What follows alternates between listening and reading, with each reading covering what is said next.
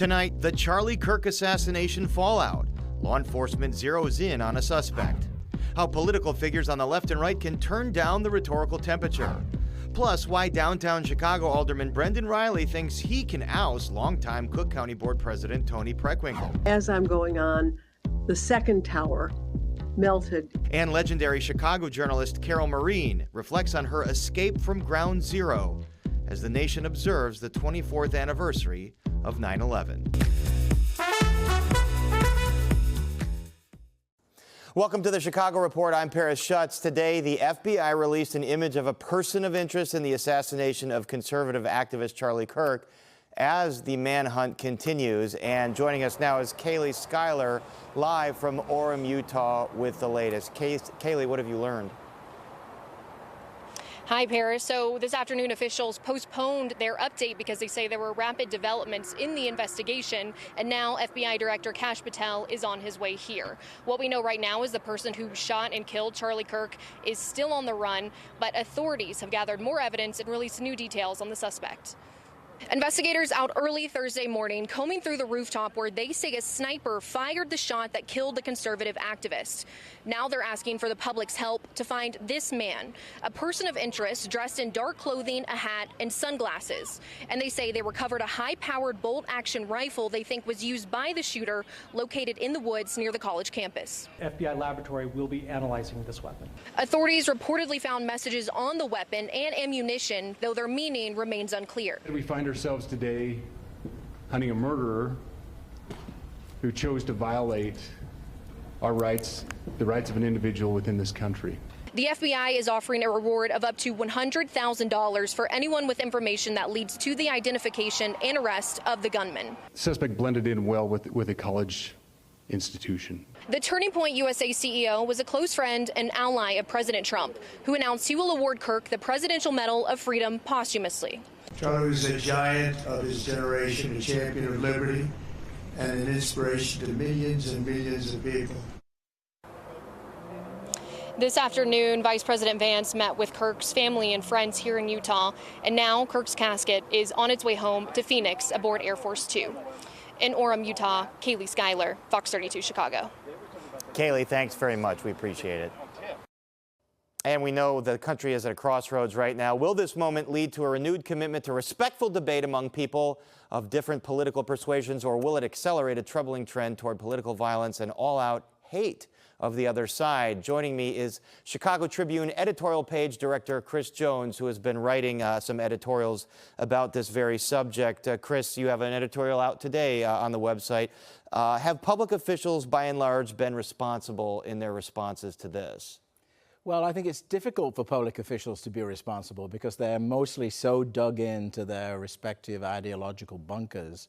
And, you know, we've tried to stand for dialing down the rhetoric. I think there's been excessive rhetoric on all sides. I think, you know, I think it begins with President Trump, who is obviously a bomb thrower. I think that he had the opportunity right after this to strike a nonpartisan tone or to say, look, everybody lay down your weapons, essentially. He didn't do that. He said he blamed the left wing.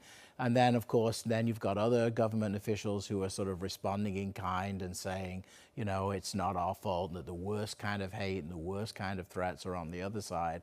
I don't know what it will take to get people to somehow, you know, dial this down. It's almost like we need somebody we don't yet know who could do it. I'm not sure any of the current players can actually achieve this. And does your criticism include Governor Pritzker? He was called out on the right for saying things like the conservatives can never know a moment of peace. Yeah, I mean, I think the governor has an obligation to dial down the rhetoric and to sort of, you know, de-emphasize hostility. I mean, he obviously has a political campaign underway. He obviously is deeply disturbed at President Trump. I understand all of that.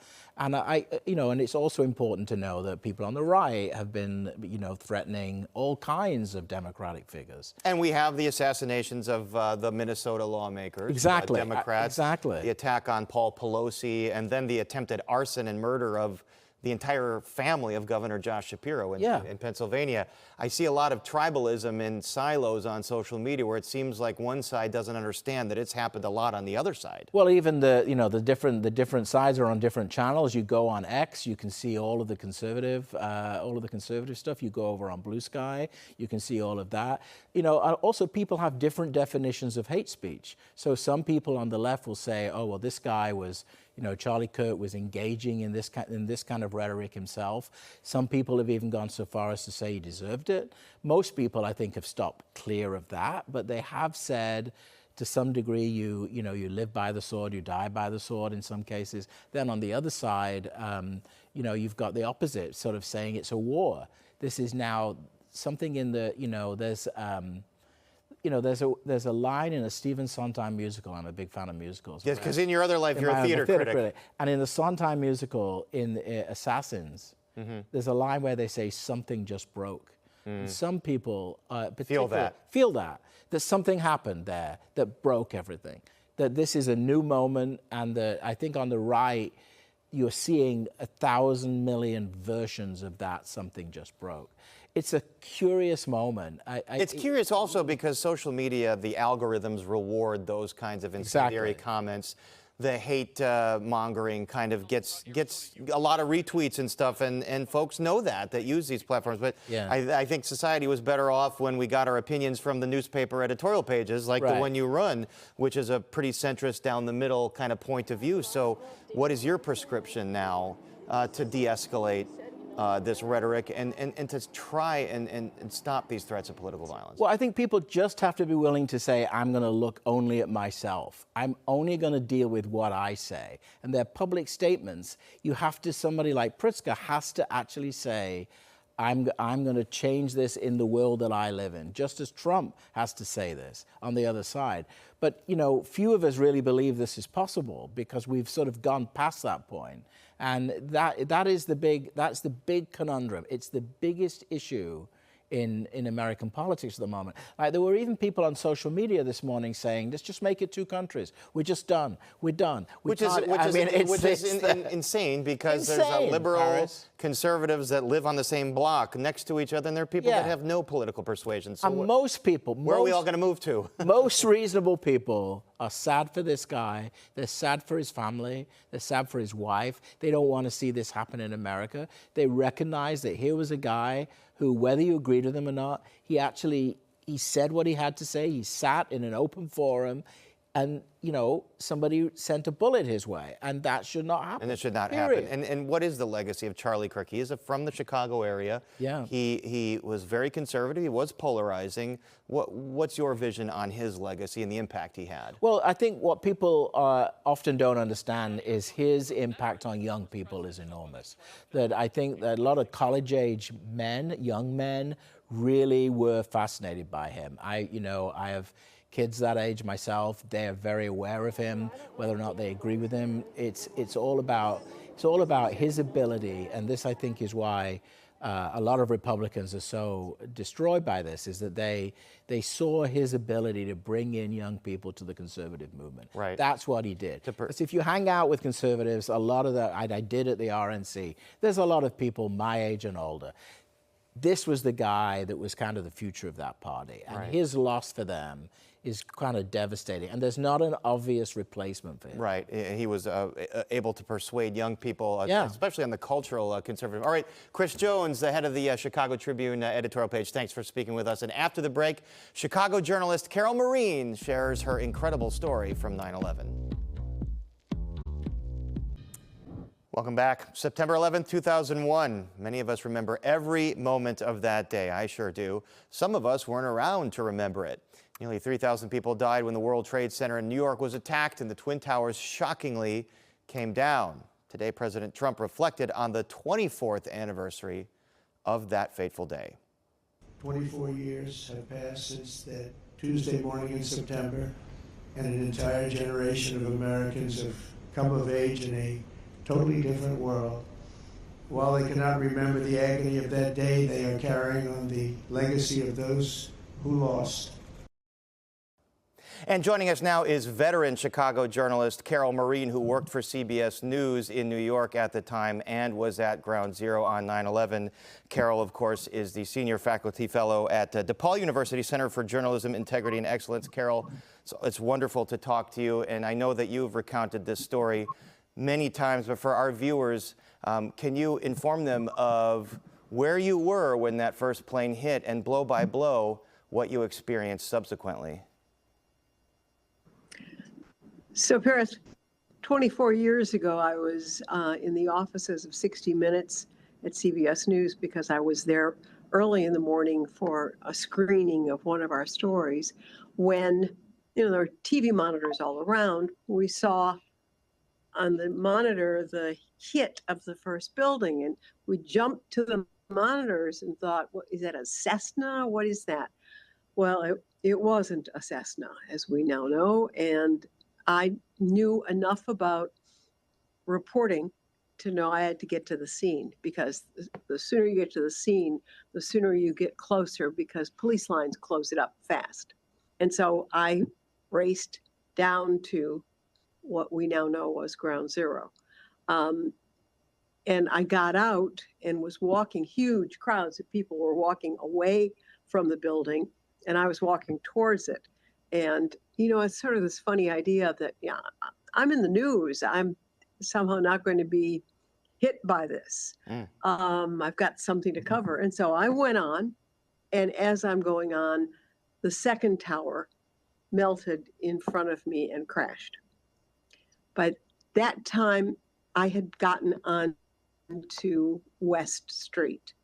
And before that crash, I was walking, looking for people to talk to, when the ground sort of shook and a firefighter screamed, "Run!" And I turned and ran as the second tower started coming down.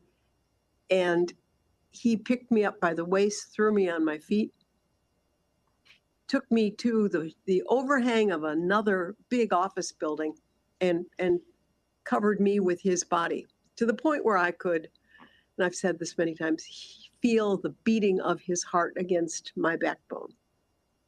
And by that time, the second tower was down, and we were in a black, completely unseeable cloud of cinders and smoke and parts of people who had been blown up in that building. Obviously, a traumatic... The firefighter took my... I know. It seems impossible. It seems impossible that I survived, and I'm very grateful I did. But that firefighter, whose name I never got, and it drives me crazy to this point, handed me to a police officer. And the police officer, whose name was Brendan Duke, held my hand. We covered our faces with our hands, and he walked me through the cinders and the smoke until we began to see a clearing in the light, and then began to see other teams of firefighters, one of whom put an oxygen mask on my face so I could breathe better. And then I proceeded down to find any vehicle I could to hitch a ride. It turned out it was a disabled New York City bus that had a flat tire but could roll. Took me to the broadcast center, where I walked in, covered in dust and debris, and sat down next to Dan Rather and reported the story that I had seen. And I actually remember, Carol, I was in college. I was watching CBS. I remember Dan Rather holding your hand. I remember you being rattled. I remember the dust in your hair. And it's a traumatic thing to go through, but not for that first responder. You might not have made it out of there. And I know that for years you wanted to find him and thank him. And a few years ago, I think NBC5 had reunited the two of you. What was that like, and what is the connection that you two share, given what happened that day? Well, the firefighter who threw me against the building, I've not found. Brendan Duke, the police officer to whom he handed me, I began talking to. I had found him prior to the NBC story, but we never met up face to face until that moment. You know, we talk to each other every 9/11. Among the first things we say is, how are you? How are your lungs? How's your breathing? We both tell each other the same thing, that our breathing has been affected a little bit, but not massively. I am well, he is well. And so we mark the day, but the other thing we say is, for this generation of, for instance, the students that we teach, 9/11 is as distant from them as World War II was for me. My parents lived through it. I did not. Our students have not lived through 9/11, but we have. And so it's telling them kind of a story without the power of feeling it happen at the time. And so we remember it, but the other part that Brendan and I agree on is we don't define ourselves by 9/11. We carry it with us, but not every day, every minute. And so you push on, you move on, you do what you need to do. And that was going to be my next question, because you are teaching young students. What is their experience of 9/11, having only perhaps read about it in the history books? Because I find this all the time with younger staff members. It kind of throws me for a loop when someone doesn't recall exactly where they were and blow by blow exactly what happened. No, it's true. And so it isn't a defining national moment for them. It is for us. And so we talk about it. Many of them have seen the video on YouTube of me with Dan Rather. I get all sorts of emails every 9/11 of people who, you know, are trolling through the internet and come across it and want to talk about it. And they find it impactful, but only to a degree, because it didn't happen to them. It's the story of history. You teach history and you try to make it alive, but there's always going to be a little distance from the people who lived it and the people who are being told about it. All right, and I think there's a certain history to the era we're living in right now, Carol, that we might be talking about in 20 years the same kind of way. Carol Marin from the DePaul University Center for Journalism, Integrity, and Excellence, thank you so much for recounting your memories with us. It's always a pleasure to talk to you, Paris. Take care. You as well. And still ahead, a Chicago alderman wants to challenge Toni Preckwinkle for her seat at Cook County Board. We'll hear from him next. Welcome back. Cook County Board President Toni Preckwinkle has a serious challenger in her bid to win a 5th term. That's 42nd Ward Alderman Brendan Reilly. He launched his campaign this week and says he believes voters in the county are looking for something different. When you look at the fact that the county budget's nearly tripled over the last 10 years, yet we've seen the sheriff's office and the state's attorney's offices essentially defunded, getting a fraction of what they did 10 years ago in their annual budgets, that's misplaced priorities. You know, people in Cook County still care very much about the safety of their communities, and the sheriff's office and the state's attorney is where the rubber meets the road when it comes to protecting communities and keeping people safe. So we need to make sure that Sheriff Dart has the resources that he needs. You know, his mission has shifted a bit. Under Kim Foxx's leadership as state's attorney, the jail system essentially emptied out. There were fewer detainees for the sheriff to be managing there, and he rightly deployed those sheriff's deputies to the street, put them in squads to help supplement local police forces in providing for safety. We need to make sure we continue to give Tom Dart those resources to keep up that program, because it's been bearing fruit. Likewise, when Kim Foxx was state's attorney, she scared off a lot of very talented, seasoned attorneys. Assistant state's attorneys are prosecutors. Eileen O'Neill Burke is there now, and she has the very difficult position of repopulating that office with good lawyers who can be good prosecutors and get results on putting violent criminals behind bars. She needs a budget for that. And unfortunately, the county budgets over the past several years have provided fewer and fewer dollars for those missions. That's something that I want to reverse.